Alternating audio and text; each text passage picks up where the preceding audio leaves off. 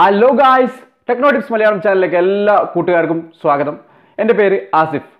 നിങ്ങൾ ഈ കണ്ണഞ്ചിപ്പിക്കുന്ന ഫീച്ചർ എന്ന് കേട്ടിട്ടുണ്ടോ? എന്നാൽ അതുപോലുള്ളൊരു ഫീച്ചറാണ് ഇപ്പോൾ ഫേസ്ബുക്കിൽ വന്നിരിക്കുന്നത്. അപ്പോൾ ആ ഫീച്ചർ എന്താണെന്ന് നമുക്ക് നോക്കാം. അതിനു മുമ്പ് ഈ വീഡിയോ ഇഷ്ടപ്പെടുകയാണെങ്കിൽ ലൈക്ക് ചെയ്യാനും എല്ലാ കൂട്ടുകാരുടെ വാട്സാപ്പ് ഗ്രൂപ്പിലേക്ക് ഷെയർ ചെയ്ത് നടക്കാൻ മറക്കരുത്.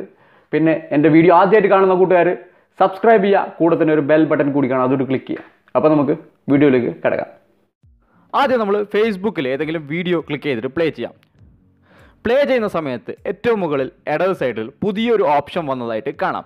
അപ്പോൾ കൂടുതൽ പേരും ഈ ഒരു ഓപ്ഷൻ ശ്രദ്ധിച്ച് കാണില്ല.